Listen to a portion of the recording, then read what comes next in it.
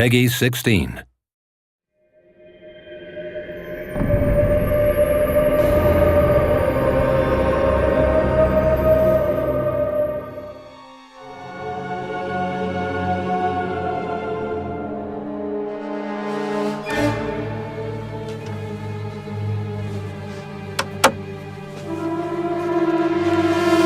In Fable 3, I play Sabine. I am Sabine, elder of the Dweller tribe. This is my first experience voicing a video game. So what drew me to it was the team, how committed they are, how well organized everything is, and how beautiful the game is. There is, I think, some loose connection between a character I played in a film called The Last Legion and Sabine. They're both from the same part of the UK. They're both from Wales. All right, I'll shout. Sabine's History of the Dweller Tribe. And I apologise to any Welsh players of the game for my Welsh accent, but I did have a go. So royalty walks into our home. A princess, no less.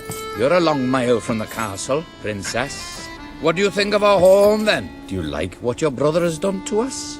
In Fable 3, I played Teresa, who is a seer who was blinded in her youth. I think you see that in Fable 1. She is born to see into the future. Sabine is a good man, and his people are strong. I play a character called Reaver. He's a kind of, I don't know how you describe him, a foppish, debauched ruin of a rake of a piratical libertine. I wouldn't call him immoral so much as amoral. He has no morality whatsoever. He doesn't even have a concept of morality. These pitiful men are not a patch on my old bloodstone pirates. Oh, how I miss them sometimes. There's always something stylish about being utterly wicked.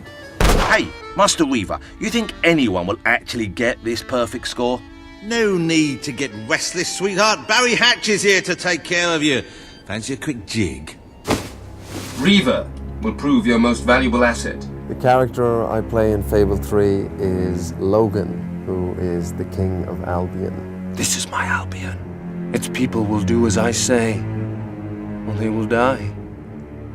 Its future will be as I decree, or it will end. It's my first time playing a video game character, and it's really interesting because it's another sort of form of storytelling. What are you doing here? The war room is no place for a child.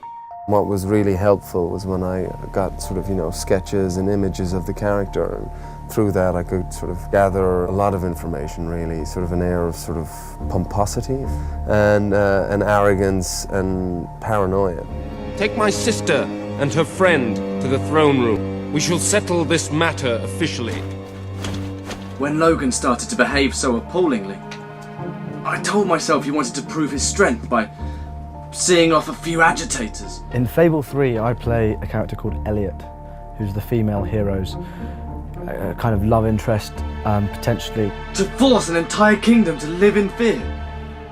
That's true tyranny. He's a very genuine, kind man who is kind of the moral barometer for the female hero. Not a great fighter, pretty useless, and gets in a lot of trouble. All hail the Queen of Albion! I play a character called Sir Walter Beck, who's the kind of typical right-hand man of the monarch. Oh, balls to you all. He's loyal, he's honest, he's a hard fighter. Ha-ha! You only went and broke it. Look at that.